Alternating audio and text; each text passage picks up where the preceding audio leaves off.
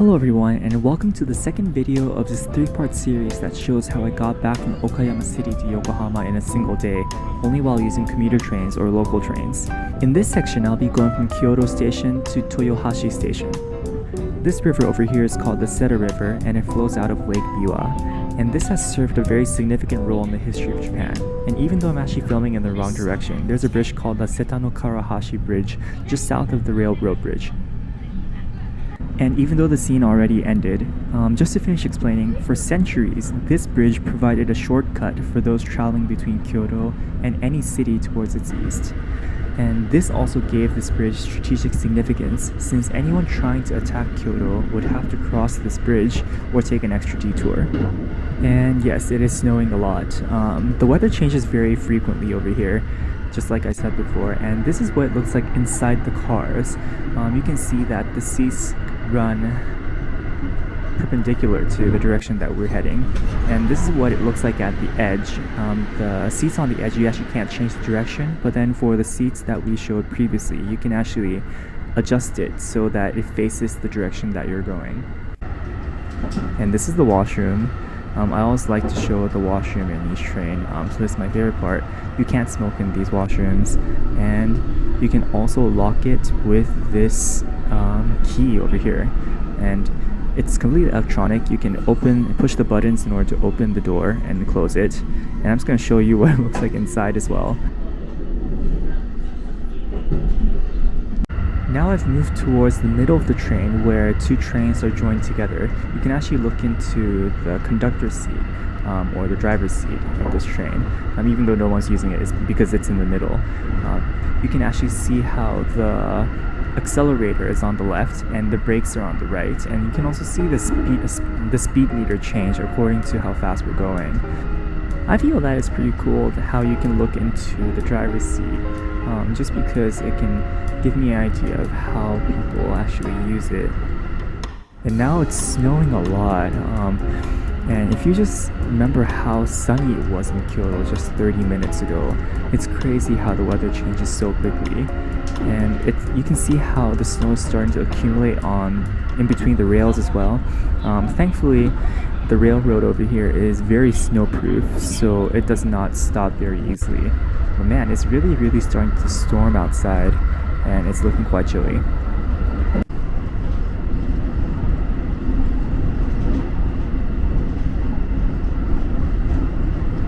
And now we're approaching Maibara Station. Maibara Station is quite significant just because it serves as the border between two very large railroad companies in Japan, JR Central and JR West. Until now, from Okayama, we were riding on JR West, but now we'll be switching to JR Central. Thankfully, we don't have to pay a different fee because the Youthful 18 ticket is valid across all JR or Japan Rail companies.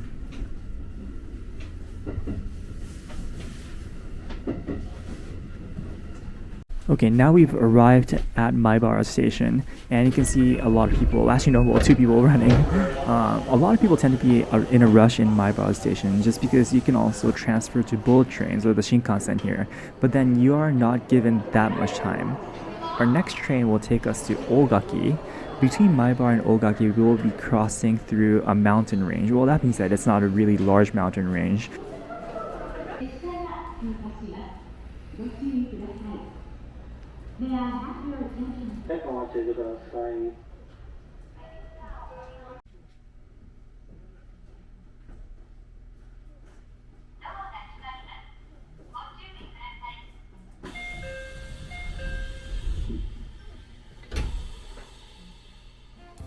For better or for worse, I couldn't get a seat on the train just because there aren't that many trains that run in this area. But then I just decided to hog down the front seat. Well, that's not a seat, I was just standing there, just so I can get a nice view of where the train is heading. And it does have a really nice vibe, especially as we head through the snow.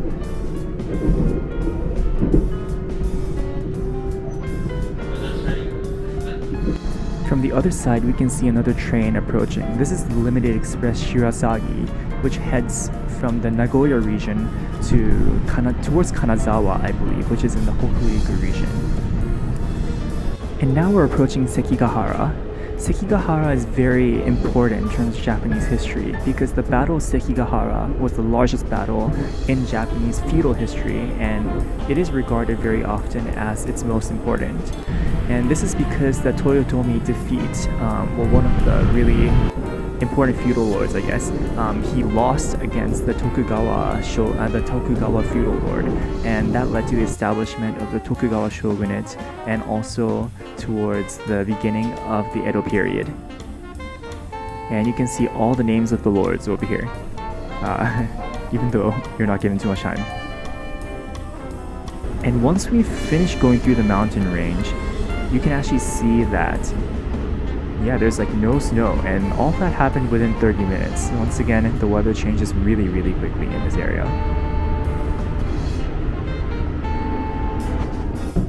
And before we know, we've arrived at Ogaki Station. And at Ogaki Station, we will be transferring to the new rapid bound for Toyohashi.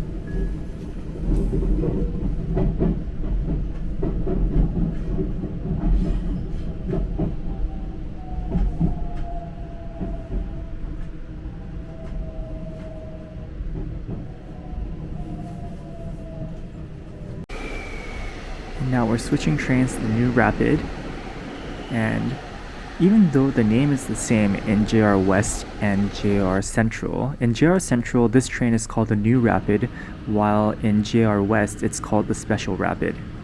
The next large station after Ogaki is Gifu Station. Gifu City is also the largest city in Gifu Prefecture, but surprisingly the bullet train does not stop at Gifu Station. After Gifu Station, we'll be stopping at large stations such as Owari-Ichinomiya, which we're approaching right now. And the red train that you just saw on the other side, that is not a JR or a Japan Rail train, but then it belongs to the Nagoya Railroad Company, like that train over there. Between Gifu and Toyohashi, Japan Rail and the Nagoya Railway Company is actually competing against each other for customers, but then their strategy is slightly different. And what I mean by that is the Nagoya Railway Company, or Meitetsu as it's often called, is used a lot more for shorter distances because they tend to have more stations and its path tends to be a lot more windy. Meanwhile, the Japan Rail line tends to go a lot quicker just because it has less stops, it has services like the Rapid, and the form or the direction of the line just also tends to be a lot more direct compared to the Meitetsu line. And now we're approaching Nagoya Station. You could probably already see the bullet trains on the other side, and you can also see a freight train here. It just shows how large and important Nagoya is. And Nagoya also, thankfully, does not necessarily mark the end of the trip, but then this actually marks the point at which we're basically almost halfway, because the entire trip is approximately 700 kilometers, while Nagoya to Tokyo is about 350 kilometers. So thankfully, we are actually a little bit over halfway since our trip will end at Yokohama.